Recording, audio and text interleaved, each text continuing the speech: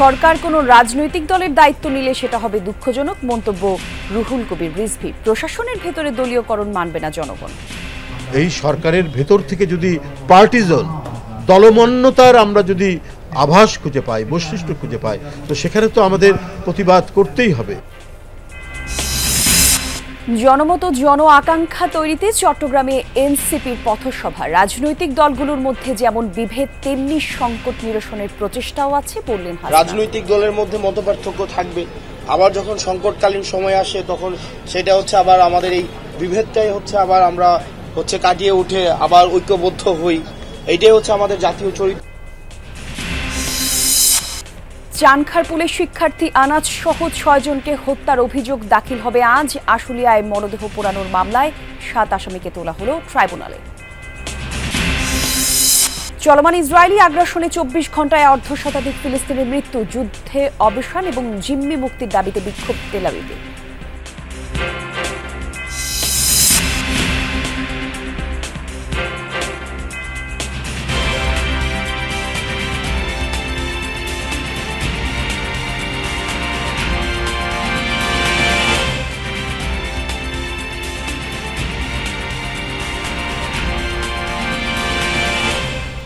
যমুনা নিউজে আমন্ত্রণ আপনাদের সবাইকে। আমি জান্নাতুল কুলি আছি, সাথে শিরোনাম দেখছিলেন।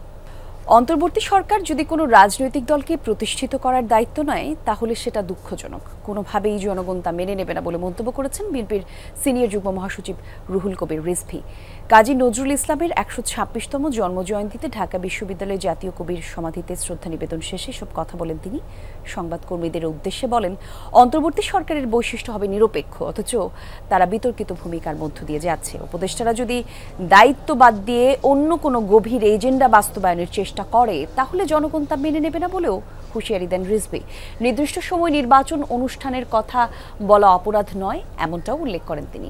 বলেন, জুলাই অভ্যুত্থানের আন্দোলনে কাজী নজরুল জাতিকে বারবারই অনুপ্রেরণা জুগিয়েছে। আগামীতেও ন্যায্য দাবি আদায়ে জাতীয় কবি প্রাসঙ্গিক হয়ে থাকবেন, এমন মন্তব্য করেছেন তিনি। এই 15 বছরের দুঃখ বেদনা সমস্ত কিছু ধারণ করে যখন স্বৈরাচারের পতন হলো, ফ্যাসিস্ট যখন পালিয়ে গেল, তখন ডক্টর ইউনূসকে তো আমরা সবাই সমর্থন জানিয়েছি। কিন্তু এই সরকারের ভেতর থেকে যদি পার্টিজন দলমন্যতার আমরা যদি আভাস খুঁজে পাই, বৈশিষ্ট্য খুঁজে পাই, তো সেখানে তো আমাদের প্রতিবাদ করতেই হবে। জুলাই আগস্টে রাজধানীর আশুলিয়ায় 6 মরদেহ পোড়ানোর ঘটনায় 7 আসামি এবং চানখারপুলের শিক্ষার্থী আনাজ সহ 6 জনকে হত্যার 4 আসামিকে ট্রাইব্যুনালে হাজির করা হয়েছে। আজ আনুষ্ঠানিকভাবে অভিযোগ দাখিল করবে প্রসিকিউশন। সকাল 10টায় তাদের আদালতে হাজির করে পুলিশ। এর আগে বৃহস্পতিবার চানখারপুলে আনাজ সহ 6 জনকে হত্যার মামলায় পুলিশ সদস্য আরশাদ, সুজন, ইমন, নাসিকে ট্রাইব্যুনালে হাজির করেছিল পুলিশ। গত 5 আগস্ট রাজধানীর চানখারপুলে বৈষম্য বিরোধী ছাত্র আন্দোলনে আর্মড পুলিশ ব্যাটালিয়ন প্রাণঘাতী অস্ত্র ব্যবহার করে। গুলিতে নিহত হয় শাহরিয়ার খান আনাস, শেখ মেহেদী হাসান জুনায়েদ, মোহাম্মদ ইয়াকুব, মোহাম্মদ রাকিব হাওলাদার, মোহাম্মদ ইসমানুল হক এবং মানিক মিয়া শাহরিক। আর এই ঘটনায় আন্তর্জাতিকভাবে এবং জাতীয়ভাবে প্রতিবাদ ছড়িয়ে পড়ে। মরদেহ পুড়িয়ে ফেলার ঘটনায় গত 11 সেপ্টেম্বর আন্তর্জাতিক অপরাধ ট্রাইব্যুনালে 2টি অভিযোগ দায়ের করা হয়।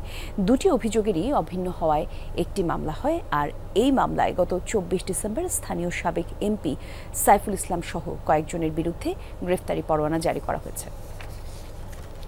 হত্যা মামলাগুলোর বিষয়ে আরো বিস্তারিত তথ্য জানবো আমরা। ট্রাইব্যুনাল থেকে যোগ দিচ্ছেন সহকর্মী মাইনুল মারুফ। যাচ্ছি তার কাছে। মারুফ, একটু জানাবেন চানখারপুল হত্যা মামলায় অভিযোগ দাখিল কখন, আর আশুলিয়ার মামলার অগ্রগতি বাকি? আজ কিন্তু বলা যায় যে প্রথম যেই ফর্মাল চার্জ, সেই ফর্মাল চার্জ কিন্তু ট্রাইব্যুনালে দাখিল করা হবে। মানে আনুষ্ঠানিকভাবে তদন্ত সংস্থা প্রসিকিউশনের সামনে যেই বা প্রসিকিউশনের কাছে যে তদন্ত প্রতিবেদন দাখিল করেছিল, সেই তদন্ত প্রতিবেদনকেই আজকে পূর্ণাঙ্গভাবে রেডি করে ট্রাইব্যুনালে কিন্তু দাখিল করা হবে। এবং এই নিয়ে কিন্তু ইতিমধ্যে আমরা দেখেছি প্রসিকিউশন টিম কিন্তু ট্রাইব্যুনালে গিয়েছেন এবং হয়তো কিছুক্ষণ পরেই ট্রাইব্যুনাল শুরু হবে। ট্রাইব্যুনালে আজকে বিচার কাজ শুরু হবে এবং তখন কিন্তু এই প্রতিবেদন দাখিল করার মধ্য দিয়ে আনুষ্ঠানিকভাবে জুলাই হত্যা হত্যাকাণ্ডের যে বিচার কাজ তা কিন্তু শুরু হবে। পাশাপাশি আজ সকালে কিন্তু মোট 11 জনকে কিন্তু ট্রাইব্যুনালে আনা হয়েছে। এর মধ্যে চানখারপুলের ঘটনায় গ্রেপ্তার 4 জনকে আনা হয়েছে এবং আসলে মরদেহ পোড়ানোর ঘটনায় 7 জনকে কিন্তু ট্রাইব্যুনালে আনা হয়েছে। এবং আজ কিন্তু আরও একটি তদন্ত প্রতিবেদন প্রসিকিউশনের কাছে জমা দেওয়ার কথা ছিল, তবে সেটি আজ জমা হচ্ছে না বলে আমরা জানতে পেরেছি। আবার পরবর্তীতে যখন আমাদের কাছে তথ্য আসবে তখন অবশ্যই আপনার মাধ্যমে জানিয়ে দেবো। এর পাশাপাশি আরেকটি বিষয় জানিয়ে রাখি যে আজকে যে তদন্ত প্রতিবেদনটি ট্রাইব্যুনালে জমা দেওয়া হবে, এই তদন্ত প্রতিবেদনটি কিন্তু গত 21শে এপ্রিল যে প্রসিকিউশন টিম যে প্রসিকিউটরের কাছে কিন্তু জমা দেওয়া হয়েছিল এবং পরে কিন্তু এই গত প্রায় 1 মাসেরও বেশি সময় লাগলো সেই চার্জটিকে বা তদন্ত প্রতিবেদনটিকে ফর্মাল চার্জ রেডি করে তারপর আজ কিন্তু ট্রাইব্যুনালে নিয়ে যাওয়া হয়েছে। ইতিমধ্যে প্রসিকিউশন টিম গিয়েছে এবং ট্রাইব্যুনালে কিন্তু এই ফর্মাল চার্জ কিন্তু দাখিল করা হবে। ধন্যবাদ আপনাকে মাইনুল। রাজধানীর কাকলির মোড়ে পিকআপের চাপায় মোটরসাইকেলের 2 আরোহী নিহত হয়েছে। আর এই বিষয়ে খোঁজখবর রাখছেন আমাদের সহকর্মী রাব্বি সিদ্দিকী, তিনি এই মুহূর্তে বনানী এলাকায় আছেন। রাব্বি, একটু জানাবেন এই যে প্রাণঘাতী সড়ক দুর্ঘটনার কথা বললাম, এখানে যে 2 আরোহী নিহত হয়েছে তাদের বিষয়ে জানতে পেরেছেন কিনা, তাদের নাম পরিচয় বা তথ্য জানা গেছে কিনা, বিস্তারিত তথ্য জানাবেন এই ঘটনার। কলি, দুর্ঘটনাটি ঘণ্টাখানেক আগে হয়েছে, ঠিক বনানীর কাকলির যে মুখ পয়েন্টটি, যেই পয়েন্টে এলিভেটেড এক্সপ্রেস নেমেছে সেই পয়েন্টে আমি সেখানেই দাঁড়িয়ে আছি। এখানে দেখতে পাচ্ছেন যে আসলে যারা এই দুর্ঘটনাটি দেখেছে এই পয়েন্টে এক প্রত্যক্ষদর্শী, পুলিশ, সার্জেন্ট, এক একজনের ভাষ্য এক এক রকম। আপনি বলছিলেন বাসের চাপায় 2 জন মোটরসাইকেলের, হ্যাঁ বাসের চাপায়, হ্যাঁ হ্যাঁ কিভাবে মারা গেল আপনি তো দেখেছেন? এই বাসটা আসছিল, মানুষও চাপ দিছিল, আমি ওদিকে চাইতেছি এই কবরস্থানের দিক দিয়া, এরপরে বাসের চাপ দিয়া ওই লোকটারে বাড়ি দিয়া মাথার মজক চিটকিয়া বিটকিয়া আমার মায়া চিৎকার মারা দেখে আমি ওইটা উঠে গেছি। দুজনই মারা গেছে। ওই লোকে মা আমার বাচ্চা। এরপরে ওই 4 জনের আমি সার্জেন্টকে দেখেছেন। কলি, এই যে স্পটটি একটু দেখানোর চেষ্টা করি যে এই পয়েন্টে কিন্তু ঘণ্টাখানেক আগে একটি রেডিমিক্স যে গাড়ি, সেই গাড়িটিকে এরই মধ্যে বনানী থানা পুলিশ আটক করেছে এবং তদন্ত শুরু হয়েছে যে আসলে এটি মোটরসাইকেলের 2 জন আরোহী মৃত্যুর ঘটনা। বনানী থানা পুলিশ কাজ করছে, চালক পলাতক, গাড়িটি আটক। এবং এখানে এই দুর্ঘটনায় যারা প্রত্যক্ষদর্শী তারা বলছেন যে রেডিমিক্সের গাড়িটি ধাক্কা দেয় মোটরসাইকেলকে, এবং সেই ধাক্কার পর মোটরসাইকেল আরোহী এবং চালক পড়ে যায় এবং তাদের উপর দিয়ে পেছনে একটি বাস ছিল, সেই বাসটি কিন্তু তাদের উপর দিয়ে চলে যায়। এই যে এই দুর্ঘটনাটি যা শুনলেন, আপনারা তো বাইক চালান, ভয় লাগে কিনা? হ্যাঁ, আমাদের এখন অনেক ভয় লাগে। আমাদের মনে হচ্ছে যে রাস্তাঘাটে বের হয় বিপজ্জনক মনে হয়ে যাবে। আপনিও তো রাইডার? জি, আমিও রাইডার। অবশ্যই এখানে আমাদের অ্যাক্সিডেন্ট হয়, আমরা তো রাইড শেয়ার করি, আমরা সবসময় দেখি অ্যাক্সিডেন্ট হওয়ার মূল কারণ হচ্ছে বাসের নেশা করে বাসওয়ালারা যে চালায়, এছাড়াও ওরা ইন্ডিকেটার ইউজ করে না, ইন্ডিকেটার নাই ওদের।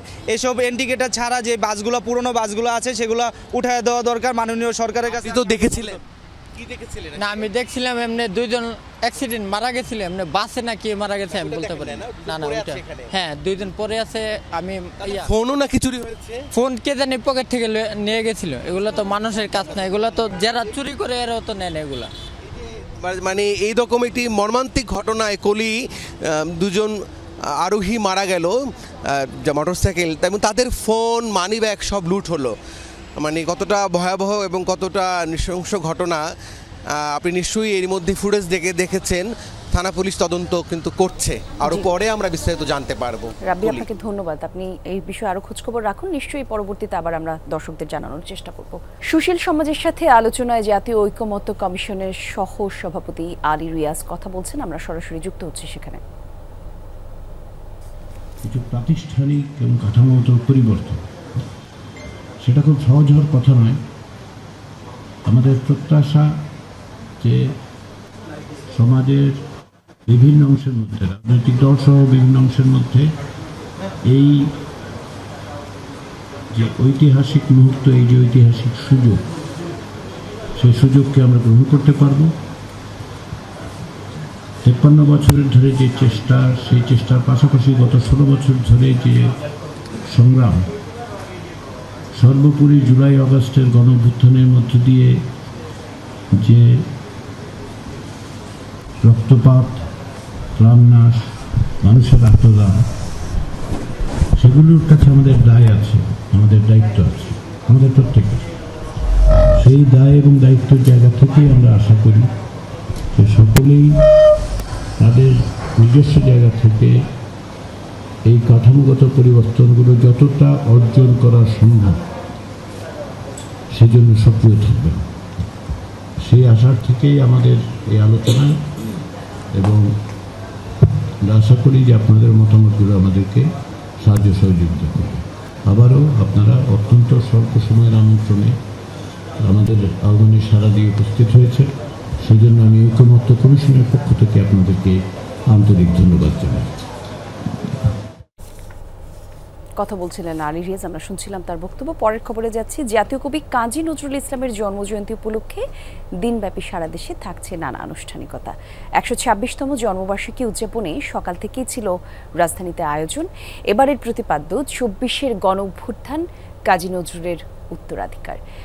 ঢাকা বিশ্ববিদ্যালয়ের কেন্দ্রীয় মসজিদের পাশেই জাতীয় কবির অন্তিম শয্যায় শায়িত। আর কবির জন্মজয়ন্তী উপলক্ষে নানা কর্মসূচি হাতে নিয়েছে বিশ্ববিদ্যালয় কর্তৃপক্ষ। সকালে অপরাজেয় বাংলার পাদদেশে সমবেত হন শিক্ষক, শিক্ষার্থী এবং কর্মকর্তা কর্মচারীরা। সেখান থেকে সকাল 6:30টায় উপাচার্যের নেতৃত্বে কবির সমাধিতে যায় একটি শোভাযাত্রা। আর সেখানে পুষ্পস্তবক অর্পণ এবং ফাতিহা পাঠ করা হয়। উপাচার্যের সভাপতিত্ব করেন কবির সমাধি প্রাঙ্গণে অনুষ্ঠিত হয় স্মরণসভা, এবং ভিসি বলেন জুলাই অভ্যুত্থানের পর জাতীয় কবির মতাদর্শ ধারণের এটাই উপযুক্ত সময়। তিনি শিখিয়ে গেছেন যে সব সময় সত্যের পথে থাকবো, অন্যায় অত্যাচারের বিরুদ্ধে কথা বলবো, রুখে দাঁড়াবো।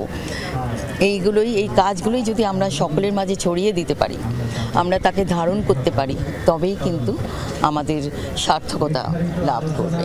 ছাত্র জনতার গণ অভ্যুত্থান পরবর্তীতে যে নতুন সম্ভাবনা তৈরি হয়েছে, তাতে অন্যায়ের বিরুদ্ধে প্রতিবাদ জারি রাখা এবং সর্বাবস্থায় সাম্য এবং শান্তি বজিয়ে রাখবার জন্য নিজেদের ইস্পাত কঠিন ঐক্য ধরে রাখা। একই সাথে তিনি সাম্যের কবি, তিনি প্রেমের কবি। তার সৃষ্টিতে তারুণ্য খুঁজে পায় পরিবর্তন, আবার বিপ্লবে তিনি হয়ে ওঠেন প্রাণশক্তি।